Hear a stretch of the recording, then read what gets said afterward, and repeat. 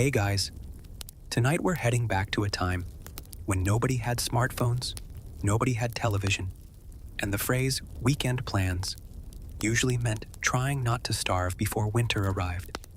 So before we begin tonight's sleepy journey into the surprisingly entertaining lives of medieval peasants, take a moment to like the video and subscribe, but only if you genuinely enjoy these slow wanderings through history.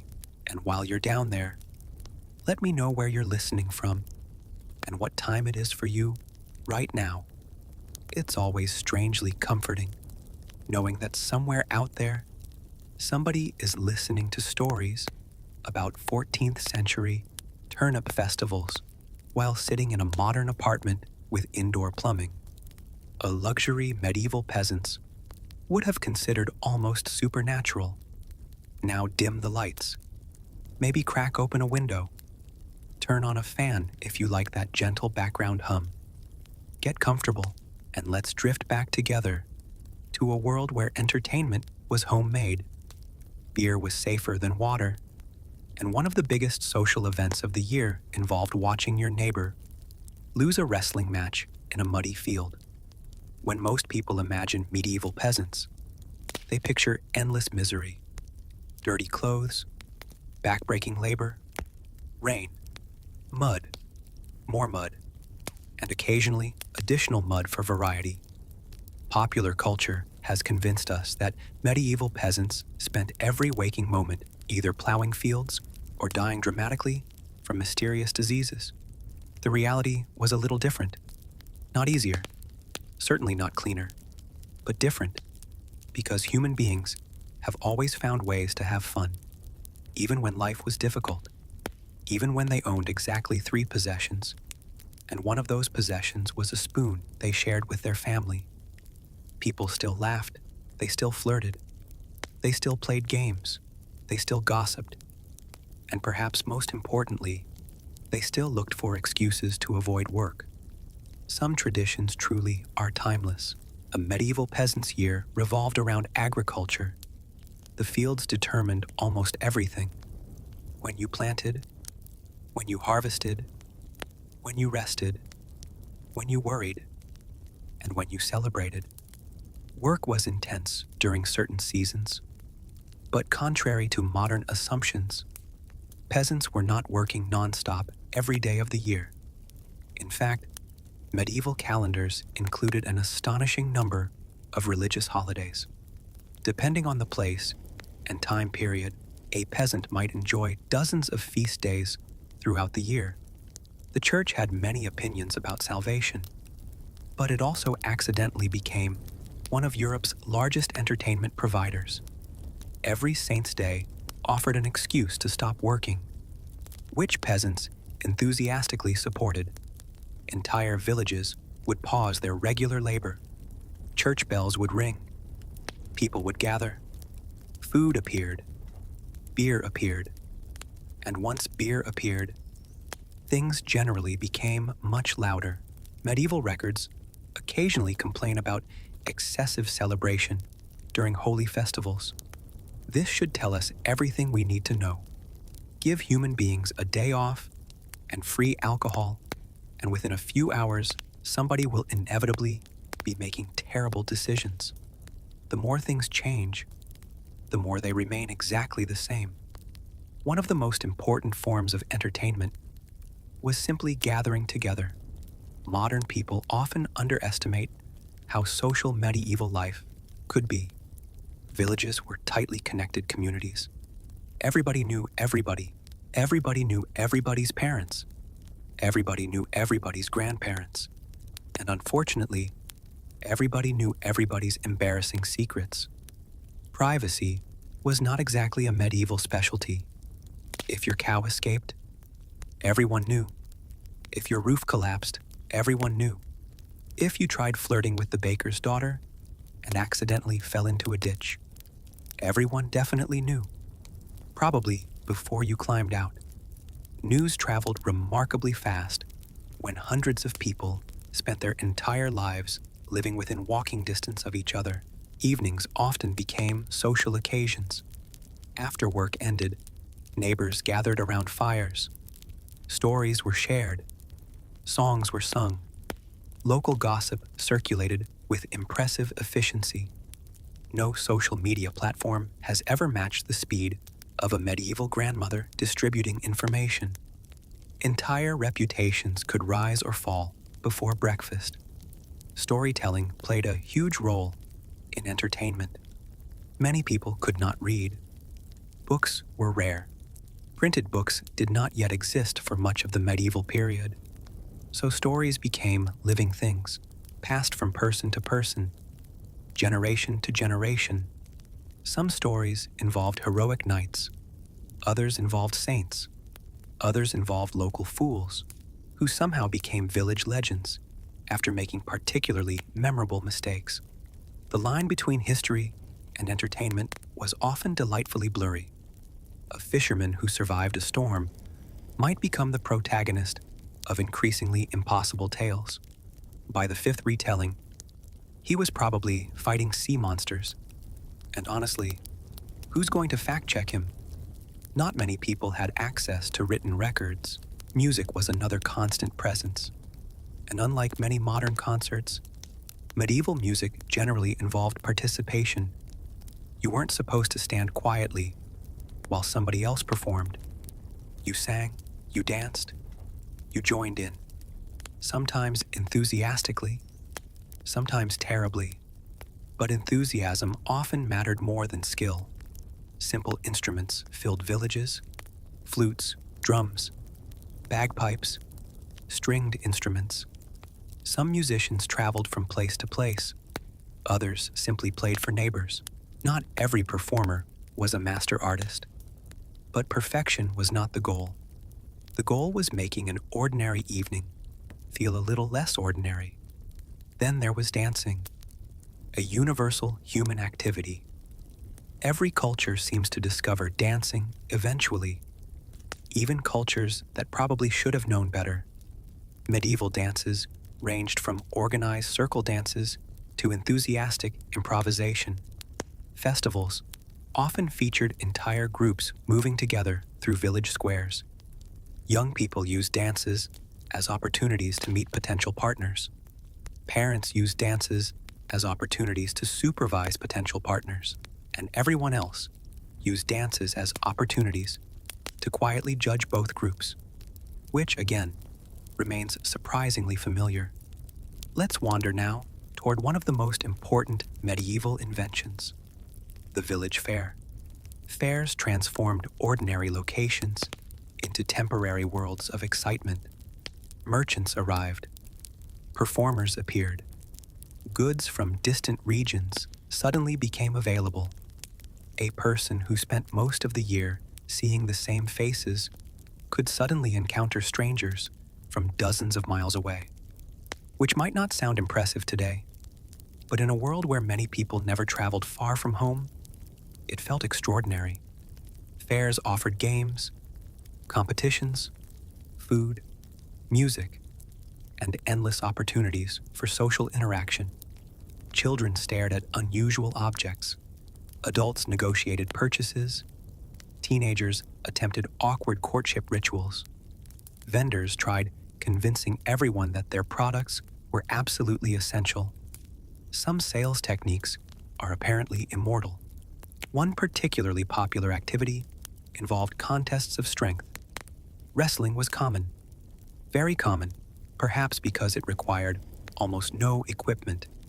You simply needed 2 willing participants and a crowd eager to watch poor decision-making unfold in real time. Village wrestling competitions attracted significant attention. Pride was often on the line. Occasionally teeth were too, but mostly it was considered harmless entertainment. Archery contests were another favorite.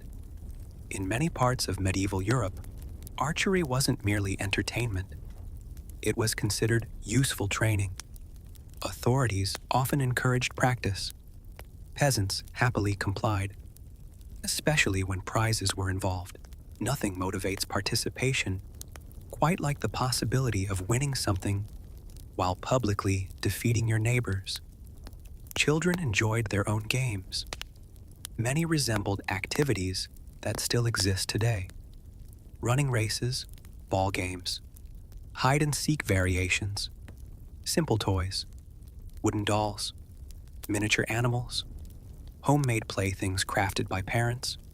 Childhood looked different in many ways, but children remained children. They invented games, ignored instructions, and somehow found ways to entertain themselves with objects adults considered completely useless. Human nature once again proving remarkably durable. Perhaps surprisingly, drinking occupied a central role in social life.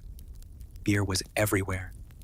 Ale was often safer than local water supplies, which sounds alarming, because it was. Medieval brewing happened at multiple levels.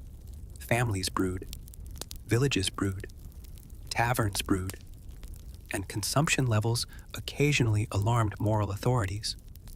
Not enough to stop drinking, of course, just enough to generate complaints. A medieval tavern served as far more than a place to drink. It functioned as a social hub. People met there, shared news, conducted business, played games, and occasionally argued about things that probably seemed very important after several mugs of ale. As the evening progressed, confidence generally increased, while wisdom decreased, a phenomenon still recognized worldwide. And perhaps that is where we'll gently pause for tonight, because we've only just begun exploring the surprisingly lively world of medieval peasant entertainment.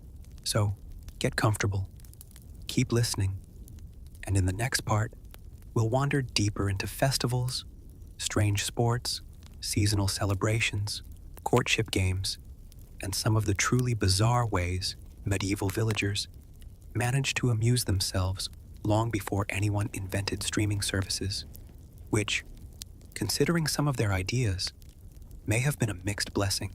Imagine the sun setting behind a patchwork of fields. The day's work is finished. The animals have been fed and the tools put away. For a few precious hours, nobody is thinking about taxes. This may have been the closest thing medieval peasants ever experienced to true happiness. One misconception is that people never rested. In reality, medieval Europe was packed with religious holidays, saints' days, harvest celebrations, and local fairs. The medieval calendar offered more celebration opportunities than many modern schedules. Some regions enjoyed dozens of feast days every single year. The arrival of a festival transformed the village. Weeks of anticipation built up.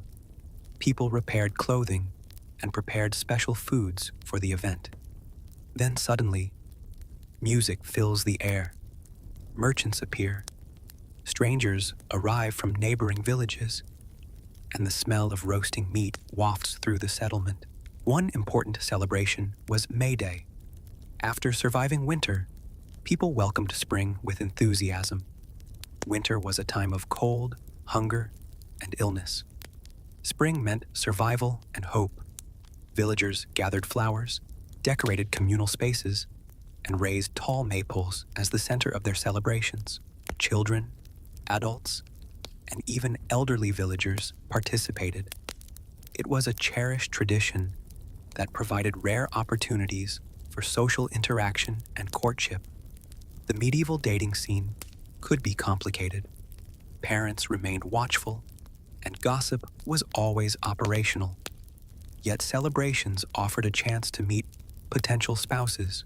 Harvest festivals occurred after months of difficult labor. With crops gathered, communities finally had reason to feel optimistic about surviving the coming winter. Food was plentiful, and beer flowed freely. Feasting became central. While not a luxury resort, ordinary people finally enjoyed fresh bread and meat. Gathering people around food naturally leads to conversation, which occasionally evolved into singing, wrestling, or arguments. Human patterns remain impressively consistent. Medieval peasants loved sports. Games like football were chaotic.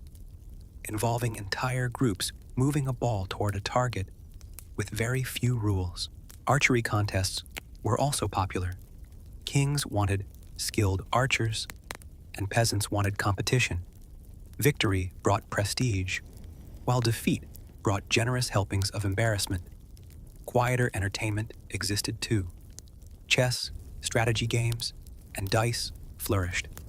People loved gambling so much that authorities repeatedly and unsuccessfully complained about it. Taverns were community centers and news stations. If something happened in the village, it would be discussed there, often with many added details. Traveling entertainers, like minstrels and jugglers, brought stories of kings and legends of strange lands. For isolated villages, their arrival felt extraordinary. The medieval world was fascinated by unusual animals. Trained bears or monkeys inspired genuine wonder, a precious resource in a life that rarely changed. Humor played a role through practical jokes and mock ceremonies. People temporarily mocked authority figures, enjoying a brief escape from ordinary responsibilities. Eventually, everyone had to return to the fields. Reality returned. But these moments mattered.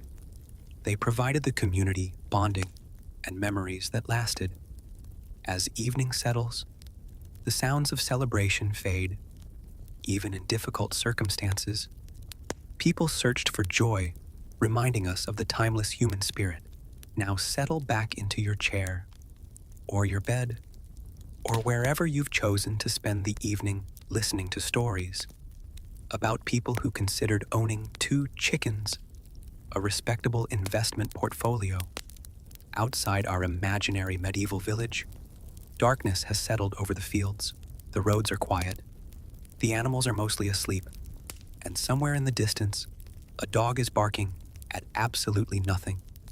For medieval peasants, nighttime was a very different experience than it is for us. Today, darkness barely changes our lives. We flip a switch and continue. A medieval villager had no such luxury.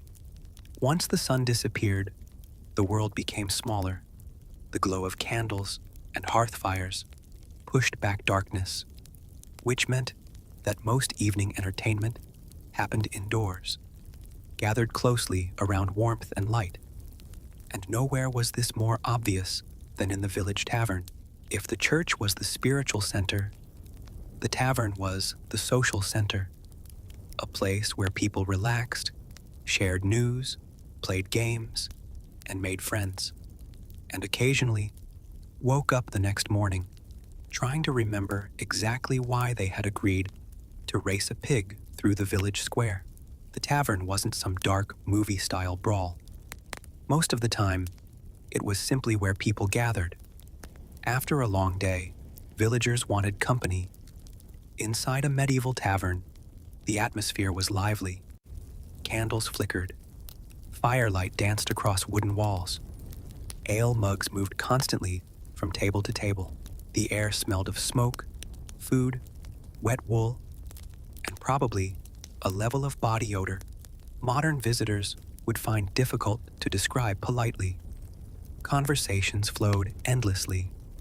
News traveled through taverns faster than official announcements. A traveler arriving from another region instantly became the center of attention. Where had they come from? Were there wars? New taxes? Interesting scandals? People wanted details, and travelers often provided them, sometimes creatively. One of the most popular activities was storytelling. Before television or podcasts, stories were entertainment. A skilled storyteller could hold an audience for hours. Stories of heroes, fools, and local legends, like suspiciously heroic fishermen who somehow battled sea monsters, becoming more impressive every year. Songs were equally important. People sang while working, celebrating, and drinking, sometimes beautifully, sometimes with confidence completely unrelated to talent. Long winters created unique challenges. Entertainment became vital during cold months. when fieldwork slowed and nights grew much longer. Winter gatherings centered around the hearth. Neighbors visited, stories circulated, and small projects occupied busy hands, like weaving baskets or carving wood. Modern people separate leisure and productivity. Medieval villagers combined them. You could chat while repairing a chair or exchange gossip while spinning wool.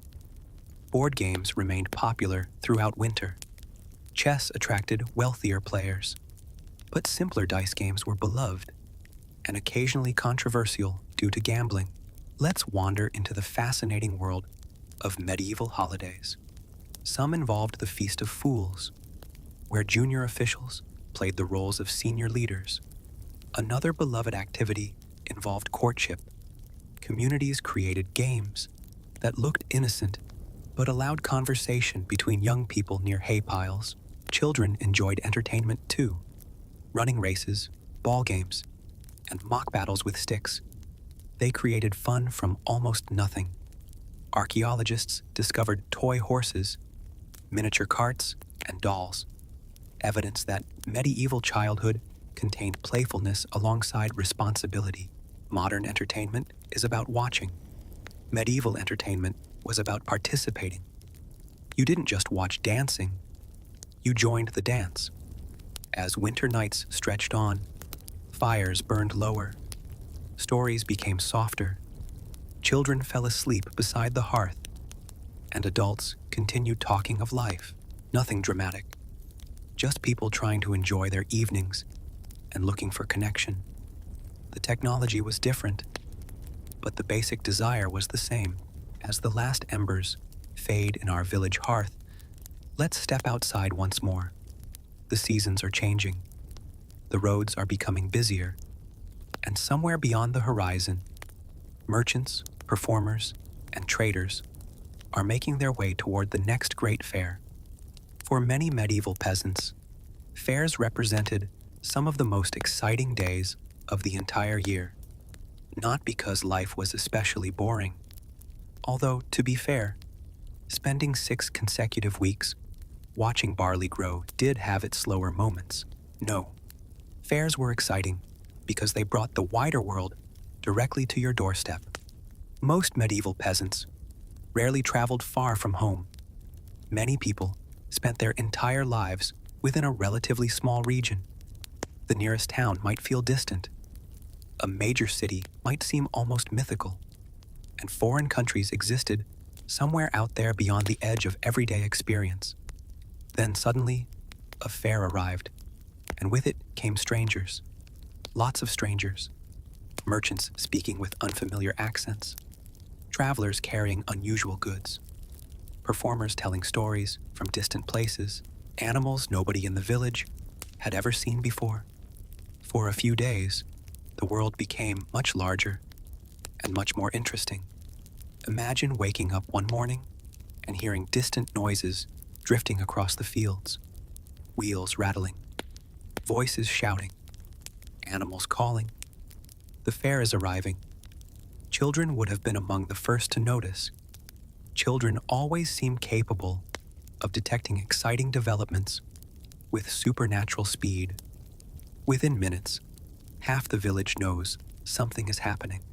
Soon, roads begin filling with carts. Colorful banners appear.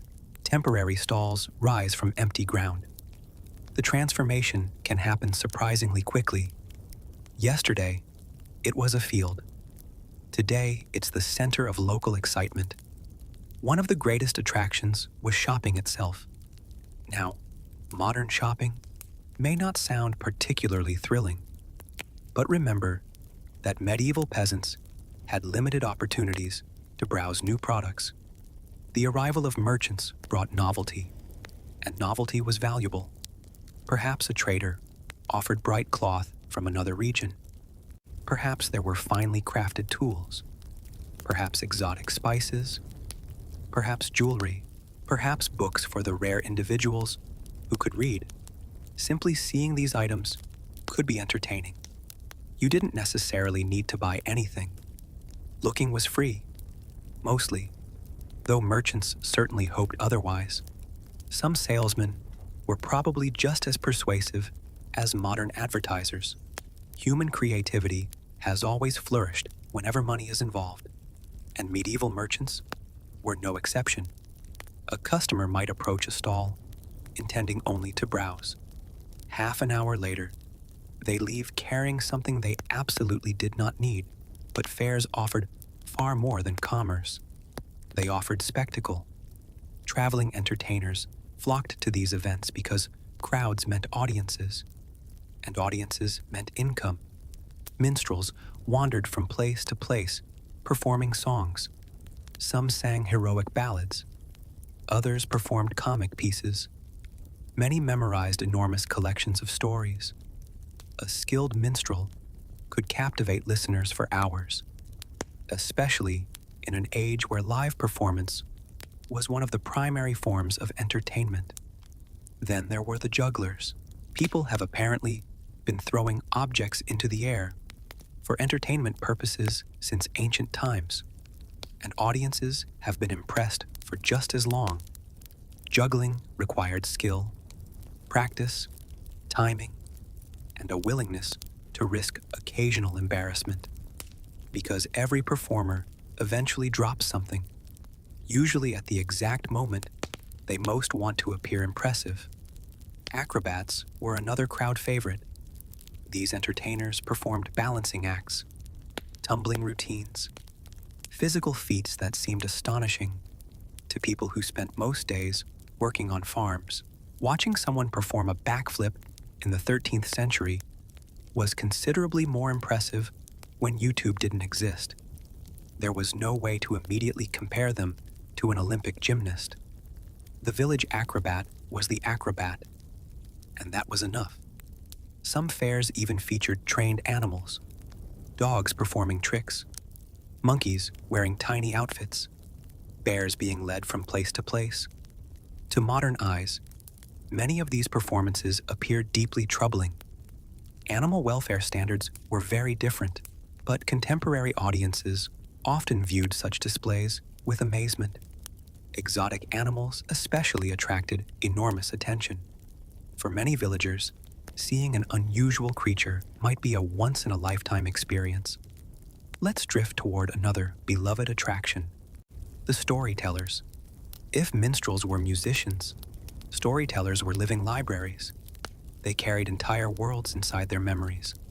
Legends, folk tales, religious stories, local histories, heroic adventures, comic disasters, and audiences loved every minute of it. A gifted storyteller understood pacing, voice, timing, how to keep listeners engaged, how to build atmosphere, how to transform an ordinary evening into something memorable. Many of the stories we know today survived because generations of storytellers preserved them long before they were written down. Without these wandering performers, countless tales might have vanished forever. Instead, they survived around campfires, taverns, and fairgrounds, passed from one voice to another, year after year, generation after generation. Let's wander over now to the competitions, because medieval fairs absolutely loved competitions. Human beings are naturally competitive. Give people an opportunity to prove they're better than their neighbors, and participation rates tend to increase dramatically. Strength contests were common. Men tested their physical abilities, lifting objects, moving heavy stones, wrestling opponents, showing off, usually in that order. These contests attracted large crowds, not because everyone expected professional-level athletic performance, but because spectators enjoy uncertainty. Who would win? Who would embarrass themselves? Who would accidentally fall into the mud? The mud was often the real winner. Archery contests remained enormously popular. A skilled archer could earn admiration throughout the community. Sometimes prizes were offered. Sometimes prestige was reward enough, although prestige becomes significantly more satisfying when accompanied by free food. which fortunately happened fairly often. Running races appeared at many gatherings. So did jumping contests, throwing contests, and a variety of games, whose rules have largely disappeared from history. Medieval people were perfectly capable of inventing ridiculous competitions, a small tragedy for historians, though perhaps a blessing for common sense. Some celebrations featured mock battles. Participants formed teams, engaged in playful contests, and demonstrated their enthusiasm with varying degrees of organization. Occasionally, these activities became a little too enthusiastic. Excitement has a tendency to escalate, especially when pride becomes involved. Village rivalries could become surprisingly intense. Two neighboring villages might spend years competing in local contests, not because they genuinely hated one another, usually, but because friendly competition gives communities something to talk about, and medieval people loved having something to talk about. Speaking of conversation, gossip reached extraordinary levels during fairs. Hundreds of people gathered together, information spread rapidly, news traveled, rumors multiplied, and stories grew increasingly dramatic with every retelling. By sunset, a minor disagreement might have evolved into an epic scandal. Historical social media simply operated at walking speed. Young people particularly enjoyed fairs, for obvious reasons. Large gatherings created opportunities to meet potential partners. Parents remained watchful. Neighbors remained observant. But fairs provided more freedom than everyday village life. Conversations began. Friendships formed. Courtships developed. Entire marriages sometimes started because two people happened to meet near a pie vendor. Romance has always depended heavily upon timing and occasionally baked goods. As evening approached, the atmosphere changed. Torches illuminated pathways. Music continued. Food vendors remained busy. Groups gathered around fires. Performers delivered final shows, and people lingered as long as possible. Nobody wanted the fair to end, because tomorrow, the stalls would disappear. The merchants would leave. The entertainers would continue their journeys, and ordinary life would return. The fields would still need tending. Animals would still need care. Responsibilities would still exist. The fair offered only a temporary escape, but perhaps that was precisely why it mattered. Temporary joys often become the most memorable. A few days of excitement could provide stories for months, sometimes years. People remembered the strange traveler, the remarkable performer, the dramatic competition, the unexpected romance, the spectacular failure, especially the spectacular failure. Human memory has always been strangely selective. As darkness settles across our fairground, carts begin preparing for departure. The crowds thin, the music fades, and the village slowly returns to normal. Yet something remains. New stories, new friendships, fresh memories, and perhaps a renewed appreciation for the simple pleasures that connected medieval communities. In the next part, we'll explore courtship, matchmaking traditions, and village romances, wedding celebrations, and the surprisingly entertaining ways medieval peasants searched for love. Long before dating apps, text messages, or awkward profile pictures, as the fairgrounds slowly disappear behind us and the merchants continue down dusty roads toward their next destination, let's drift into a different corner of medieval life, one that occupied an astonishing amount of people's attention. Not farming, not taxes, not surviving winter, although all of those remained important. No, tonight we're talking about romance, or at least the medieval version of romance, which often involved livestock, parental supervision, and enough village gossip to power an entire modern social media platform. Because despite what some people imagine, medieval peasants did not spend every waking hour thinking about crops. They fell in love. They flirted. They worried about relationships. They got nervous around attractive people, and occasionally made complete fools of themselves. Human beings have remained wonderfully consistent in that regard. Now, before we imagine medieval courtship as some kind of fairy tale experience filled with moonlit poetry, it's important to lower expectations slightly. Most medieval romances began in remarkably practical circumstances. People met while working, while attending church, during festivals, at fairs. There were no dating apps, no carefully curated profiles, no photographs. If you wanted to meet someone, you generally had to leave your house. For many young people, festivals offered the best opportunities for courtship. A village dance wasn't merely entertainment, it was also one of the few socially acceptable ways for young men and women to spend time together. And somewhere nearby, several parents monitored the situation.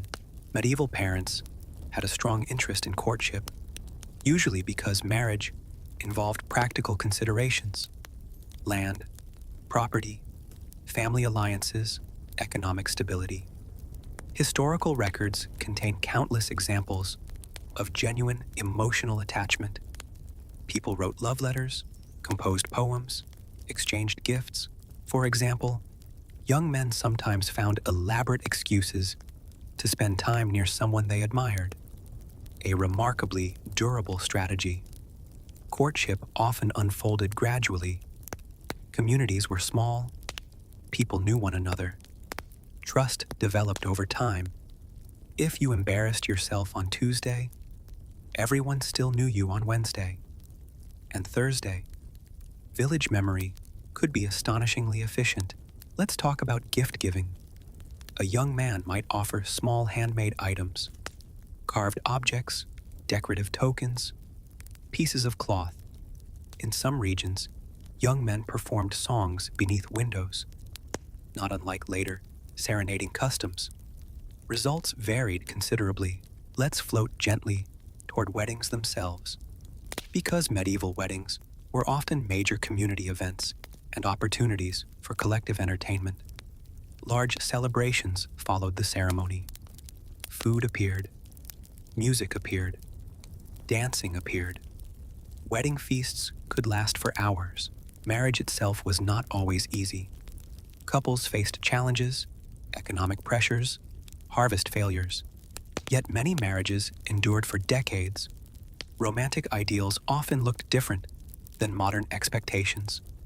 Love was important, but partnership was equally important. Perhaps more so, in certain communities, seasonal celebrations encouraged pairings. Names might be drawn, or symbolic gifts exchanged. Most of these customs were harmless fun. Village gossip played a massive role. Everybody noticed everything. Who spent time with whom? Who danced together? Who exchanged gifts? As evening settles across our village once more, imagine a wedding celebration winding down. The musicians are growing tired. The candles are burning low. Tomorrow, life will return to normal. But tonight belongs to celebration, to friendship, to family, and to the simple human hope. In the next part, we'll wander into the world of medieval holidays, seasonal traditions, and the wonderfully strange celebrations of everyday life. By now, the wedding feast has finally ended. The last musician has packed away his instrument. The candles have burned down into small puddles of wax. Most of the villagers have wandered home through dark lanes, illuminated only by moonlight and the occasional lantern. And somewhere, a rooster is already preparing to become everyone's least favorite alarm clock. Life in the Middle Ages could be repetitive, very repetitive. Plant, harvest, repair, repeat, then do it again next year, and the year after that, and probably for the rest of your life. which is exactly why holidays mattered so much.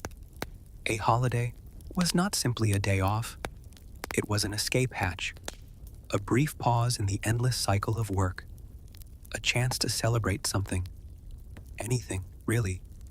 The harvest, a saint, a religious feast, the arrival of spring, the survival of winter, or simply the fact that people desperately wanted an excuse to stop carrying heavy things for a day. And medieval Europeans became surprisingly creative when it came to finding reasons to celebrate. The calendar was packed with feast days. In some regions, dozens upon dozens of holidays appeared throughout the year. To a modern office worker, this sounds almost suspiciously pleasant. Of course, many of these celebrations still involved work, just different work. Cooking, preparing decorations, organizing processions, building stages, transporting food. But compared to plowing a field in freezing rain, most people considered this a reasonable trade. Let's begin with spring. Because after a medieval winter, spring felt less like a season and more like a miracle. Winter was difficult. Food supplies ran low. Fresh vegetables disappeared. Cold weather lingered for months. Homes became smoky. Clothes became damp. Everyone became tired of being cold. By the time spring finally arrived, people were more than ready to celebrate. Entire villages erupted into festivities. Flowers appeared. Trees began blooming. Birds returned. And suddenly, the world looked alive again. Many communities marked spring with games, dances, and symbolic rituals. One of the most famous involved maypoles, tall wooden poles decorated with ribbons and greenery. Villagers gathered around them to dance. Children played nearby. Musicians performed. And everyone attempted to convince themselves that warmer weather was definitely here to stay. A dangerous assumption. Weather has always enjoyed disappointing humanity. Even in the Middle Ages, the maypole itself carried layers of symbolism. Different regions interpreted it differently. Some saw it as a symbol of renewal. Others connected it to fertility and growth. Most participants were probably less concerned with symbolism and more interested in having a pleasant afternoon. Now let's wander into one of medieval Europe's strangest customs, the Feast of Fools, a holiday that sounds exactly like what it was. Because for a brief period, normal social rules became delightfully flexible. Junior clergy sometimes dressed as senior clergy. Mock ceremonies occurred. Role reversals took place. Authority figures became targets of jokes. Respectable institutions temporarily tolerated behavior that would normally cause immediate disapproval. Imagine an office where interns suddenly became managers for a day. Then add costumes, music, questionable decision-making, and several barrels of wine. Now you're getting close. Church authorities often had mixed feelings about these celebrations. On one hand, people clearly enjoyed them. On the other hand, they occasionally became difficult to control. Someone invents a festival. People enjoy it. People enjoy it a little too much. Authorities become concerned. Let's move into summer, the season of long days and major fairs. Summer fairs were enormous events. Merchants arrived with goods from distant regions. Performers appeared. Animals were bought and sold. Games filled open spaces. For many peasants, these fairs offered rare glimpses of the wider world. Exotic fabrics, foreign accents, unusual foods. Imagine spending most of your life within a few miles of your birthplace, then meeting someone who had traveled hundreds of miles. Travelers carried stories. Stories carried ideas, and ideas spread surprisingly quickly, even without the internet. Professional storytellers wandered from place to place.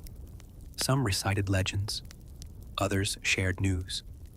Some specialized in heroic adventures, particularly in a world where books remained expensive and literacy was limited. Stories were entertainment, education, news media.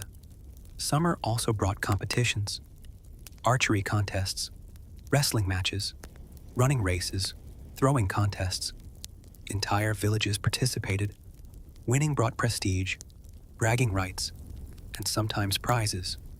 As summer slowly fades, harvest season approaches. This was one of the most important periods of the year. The harvest determined survival. A successful harvest meant security. A poor harvest meant anxiety. So when crops were finally gathered, celebration naturally followed. Harvest festivals became some of the biggest events. Food appeared in abundance. Music echoed through villages. People danced long into the evening. The work was done. The grain was stored. Winter preparations had begun. The community had made it through another year. There was genuine relief in these celebrations. A deep collective exhale. One can almost imagine it.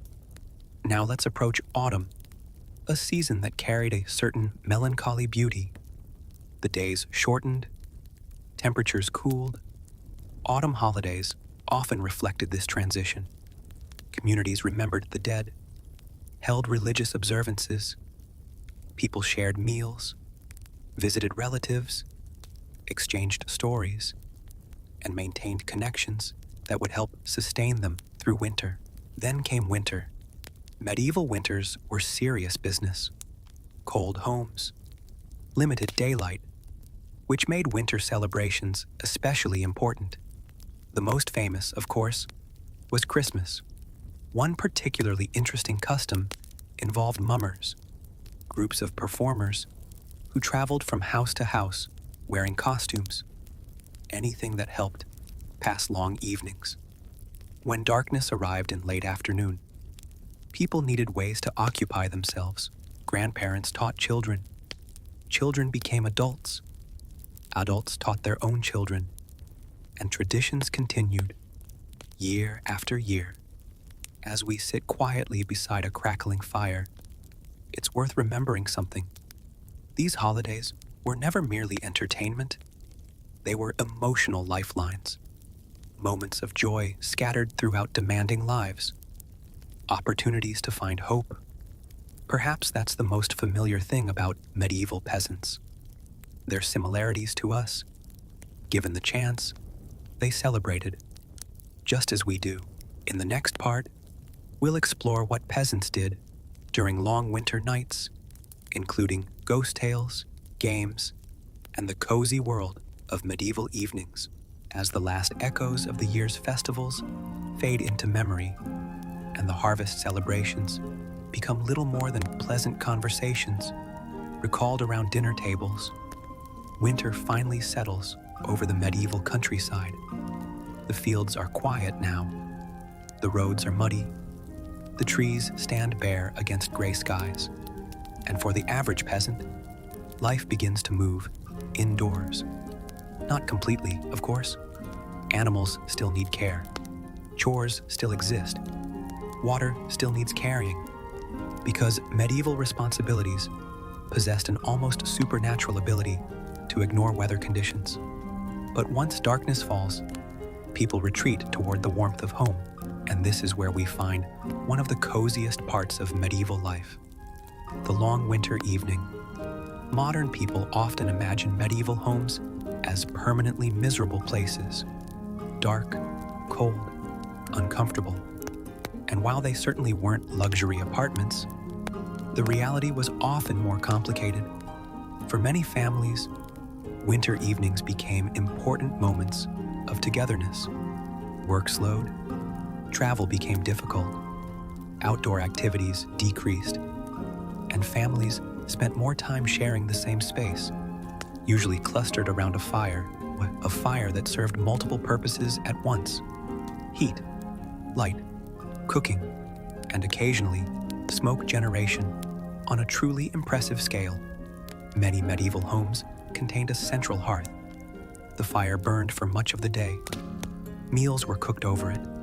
Stories were told beside it, clothes dried near it, and children inevitably sat a little too close despite repeated warnings. Some traditions apparently transcend centuries. Imagine entering one of these homes on a winter evening. The door opens, cold air rushes inside. The smell of wood smoke fills the room. A pot simmers gently over the fire. Family members sit nearby, some repairing clothing, others carving wood, someone spinning wool, someone else mending tools. Because relaxation and productivity frequently happened at the same time, medieval people possessed a remarkable talent for multitasking. The day's work might be finished, but there was always tomorrow to prepare for. Yet, despite these ongoing chores, winter evenings often felt different, calmer, slower, more reflective, and perhaps most importantly, filled with stories. Humans have always loved stories, long before streaming services, long before television, long before books became common household items. Stories entertained, educated, preserved history, and helped pass endless winter hours. Grandparents told stories, parents told stories, travelers shared stories, neighbors shared stories, and every community developed favorite tales that survived generation after generation. Some stories featured heroes, brave knights, legendary warriors, saints, kings, queens, and occasionally individuals whose achievements became considerably more impressive with each retelling. A common feature of oral storytelling: a man catches a fish. A week later, it becomes a very large fish. A month later, it becomes a sea monster. Human memory has always enjoyed creative editing. Other stories focused on local legends, nearby forests, abandoned ruins, strange events, mysterious travelers, and unexplained happenings that had somehow become community folklore. Every village seemed to possess at least one location where something unusual was rumored to occur. Whether anything actually occurred, there was often beside the point. The story itself was what mattered. Ghost stories naturally flourished during winter. Of course they did. People sitting around fires on dark evenings have been inventing ghost stories for thousands of years. It's practically a universal law. Medieval ghost tales varied enormously. Some involved wandering spirits. Others featured mysterious lights, strange sounds, or travelers encountering things they couldn't explain. Many stories carried moral lessons. Behave properly, respect traditions, honor promises, avoid dangerous places, practical advice wrapped inside entertaining narratives. A surprisingly effective educational method. Children listened carefully, sometimes because the stories fascinated them, sometimes because they terrified them slightly. Usually both. Adults enjoyed them too, though adults generally claimed they were listening purely for educational reasons. An explanation nobody fully believed. Let's move from storytelling to games, because medieval peasants absolutely played games. Lots of them. People have always enjoyed games. Give human beings a few spare hours and some basic materials, and eventually, someone invents a way to keep score. Board games were popular. Many households owned simple game boards. Some were handmade. Others passed through generations. Different regions favored different games, but the basic appeal remained universal. Competition, strategy, luck, and the opportunity to prove oneself dramatically smarter than one's relatives. A temptation many found irresistible. Dice games also appeared everywhere, sometimes played casually, sometimes played very seriously, occasionally a little too seriously. Church authorities periodically expressed concern about excessive gambling, which suggests people were enjoying themselves exactly as much as you'd expect. The history of gaming and the history of people worrying about gaming are surprisingly intertwined. some things never change. Children had their own games as well. Simple games, physical games, memory games, imaginative games. Many required little equipment, a useful feature when toys were expensive. Children transformed ordinary objects into entertainment. Sticks became swords. Rocks became treasures. Open spaces became kingdoms. Imagination filled the gaps, as it always has. Winter evenings also provided opportunities for music.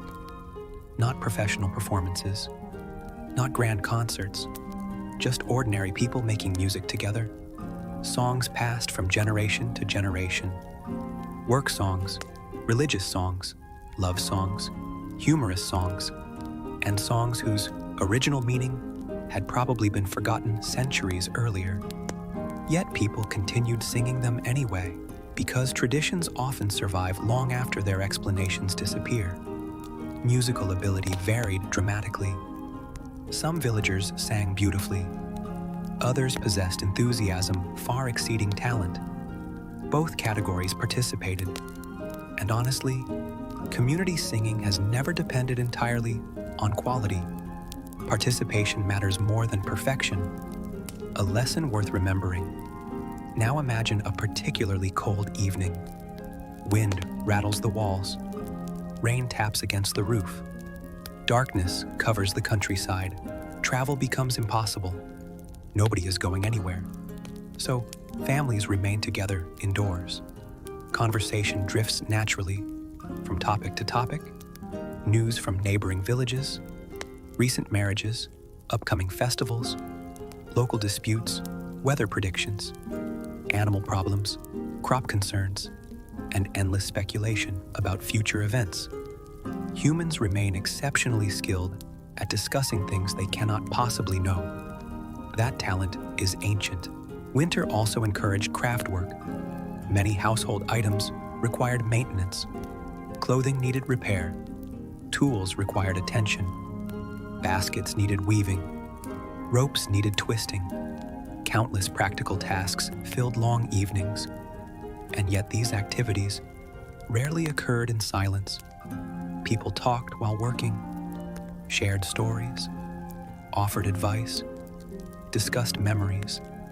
The work itself became part of social life, a communal experience, rather than an isolated one. For elderly villagers, winter evenings held special significance. Older people often became guardians of memory. They remembered events others had forgotten: famines, floods, celebrations, wars, unusual weather, remarkable individuals. Their stories connected younger generations to the past. Long before written records reached most households, memory served as an archive, a living archive, sitting beside the fire, sharing knowledge one story at a time. Sometimes those memories were accurate. Sometimes they became embellished. Often they became both. History and storytelling have always enjoyed a complicated relationship. Let's quietly step outside for a moment.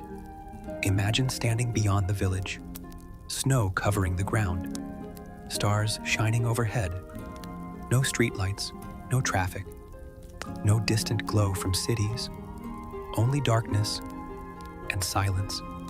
A kind of silence modern people rarely experience. The medieval night sky would have been extraordinary. Thousands upon thousands of visible stars, constellations stretching across the heavens, the Milky Way blazing overhead. Many people spent their entire lives beneath these skies, watching them, interpreting them, wondering about them. Stories naturally emerged. Legends connected to stars, religious meanings, folklore, predictions, explanations. Human beings have always looked upward and tried to understand what they saw, then usually created a story. Back inside the house, the fire burns lower. Children grow sleepy. Conversations become quieter. The day's final chores are completed. Someone adds another log to the flames. Someone yawns. Someone finishes a story. And gradually, the household settles into rest. Tomorrow will bring another day, another collection of responsibilities, another cycle of work. But for now, there is warmth, companionship, stories, music, and the comforting rhythm of familiar voices.